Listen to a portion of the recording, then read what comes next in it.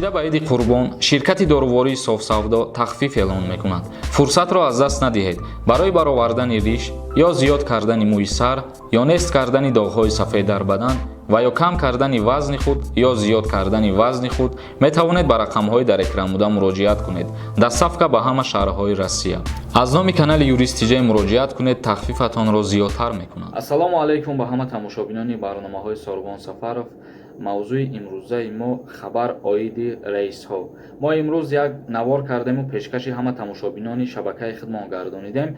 نوار امروزه ما در موضوع حقوق و عهده‌داری‌های زن و شوهر بود، یعنی از کودکس اولیای جمهوری تاجیکستان ما یک موضوع را انتخاب کردیم و پیشکش تماشابینان گرداندیم.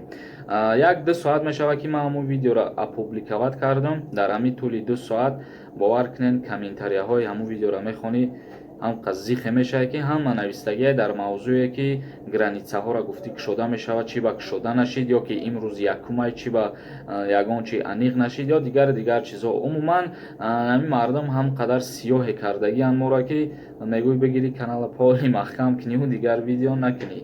برادران عزیز، تماشابینان عزیز، اولا که ما در یگان ویدیوم قید نکرده بودم که روز 1 آگوست پروازها از روسیه شده میشود. ما در ویدیوم گفتگی بودم که روز 1 آگوست انیق میشود، فرمان یا قرار میبراید که آیا شده میشوند یا اینکه نه. ما همین طور قید کرده بودم. با فکرم که چندین نفرها مرا نادرست فهمیدن و به همین خاطر در کامنتاری‌ها قید کردن که امروز 1 چی با گرانیتسه ها چی با پروازها کشوده نشیدن و تو دروغ گفتی در گپت نایستادی. برادران عزیز، باز یک بار دیگه میگم که ما در یگان ویدیوم نگفتم که انا همین چیسلا در گرانیتسه ها یا پروازها کشوده میشوند. هر یک نوار میکنم همون را با دقت گوش کنین، گپای مرا خوشروبختان بفهمین قبول کنین و در موضوع امروزه صحبت کنیم. بسیاری باید گپ نزنیم. خیلی که گفته بودیم روز 1 آگوست کشوده شدن پروازها به جمهوری تاجیکستان از فدراسیای روسیه انیق می شود. ما همین طور در ویدیومون قید کرده بودیم. از آن همین روز 1 آگوست پروازهای دائمی از فدراسیای روسیه کشوده شده به ولیکبریتانیا، ترکیه، تانزانیا و ابخازیا. همین ریس‌های دائمی امروز از 1 آگوست از فدراسیای روسیه پروازهای خودشان به همین جاهایی که ما نامبر کردیم کشوده کردند و به جمهوری تاجیکستان باشه تا روز 10-11 آگوست انا مقصد قرارش قبول کشید. انشاءالله پروازهای دائمیش کشوده می شود اگر که قرارش قبول شود. انا همین گپی مرا باز نادرست نفهمین، نگین که روز 10 گفتی چی با کشوده نشید.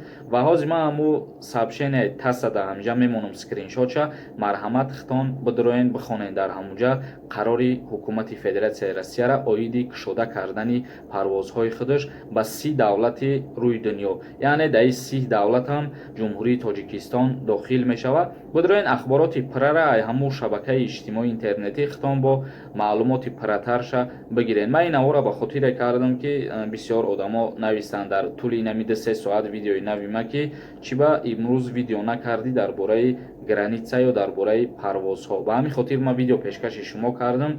انا همون سابشن تاسا ما میمونم در اونجا در آمده معلومات پررای همجا دسترس میکنین. هزار رحمت کلان هر نفر که ما را درست درک میکنه و برنامه های ما را دستگیری میکنن. ویدیوهای نوی ما را انتظار باشین. در کانال یوریست ابونه شدن فراموش نمیکنین و سوالای خودتون میتونین در اینستاگرام подписаться کرده به ما روان کنین.